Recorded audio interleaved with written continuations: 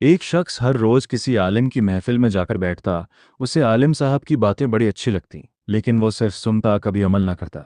उसे आलिम हर रोज़ समझाता कि भाई, और कुछ ना कर सको तो कम से कम 5 वक्त की नमाज ही पढ़ लिया करो, मगर उस पर आलिम की बातों का कोई असर ना पड़ता। आलिम सोच में पड़ जाता, ये किस तरह का इंसान है, मेरी बातें भी उसे अच्छी लगती हैं और अमल भी नहीं करता। फिर वो शख्स कुछ दिन आलिम की महफिल में आया ही नहीं। जब आलिम ने लोगों से उसके बारे में पूछा तो लोगों ने बताया, हजरत, वो शख्स आपके पास आता था तो बेनमाजी था, लेकिन जब से उसने आपके पास हाथ छोड़ा है तो वो तहज्जुद गुजार बन गया है। फिर जब आलिम ने उस शख्स को बुलाकर पूछा तो वो शख्स बताने लगा, हजरत, उस दिन मैं जैसे ही आपकी महफिल से उठकर घर के लिए जाने लगा तो मैंने जाकर बाजार से कुछ सामान खरीदा और इधर उधर देखने लगा कि शायद कोई मजदूर रास्ते में जहां भी अजान मिली तो नमाज पढ़ने तक मैं आपका मजदूर नहीं रहूंगा। मैंने कहा, ठीक है, तुम सामान उठाओ और चलो मेरे साथ। फिर रास्ते में जब जौहर की अजान मिली तो वो नौजवान मस्जिद की तरफ दौड़ कर गया। नमाज पढ़कर वापस आया और हम फिर से घर के लिए चलने लगे। मैंने सोचा मजदूर मिल ही नहीं रहे थे, उसी वजह से ये नौजवान मजदूरी ज़्यादा लेगा। जब घर पहुंचे, मैंने उससे मजदूरी पूछी तो उसने ज़्यादा मजदूरी के बजाय बाकी जो मजदूर लेते बल्कि उनसे भी कम मजदूरी ली।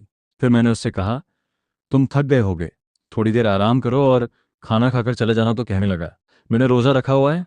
मैंने कहा, अच्छा, फिर इफ्तारी तक फिर वो ठहर गया। उसने अफ्तारी की और थकान की वजह से उसे नींद आ गई और वो सो गया। फिर मैं जाकर अपनी बीवी और बेटी के साथ बैठ गया। मेरी वो बेटी दोनों टांगों से अपाहिज थी, चल फिर नहीं सकती थी। फिर मैंने उन्हें उस नौजवान के बारे में बताया कि आज हमारे घर में जो मेहमान ठहरा है वो बड़ा नेक नौजवान है, मेहनत मजदूरी करके सिर्फ अपना हक लेता है, 5 वक्त की नमाज भी पढ़ता है, मजदूरी करते वक्त वो नफली रोजे भी रखता है। फिर हम लोग जाकर सो गए। जब आधी रात हुई तो मेरी अपाहिज बेटी रेंगते हुए नौजवान के कमरे तक गई और अल्लाह की बारगाह में हाथ उठाकर दुआ उसने मुझे हकीकत बताई। फिर हम नौजवान के कमरे की तरफ उसका शुक्रिया अदा करने के लिए भाग कर गए।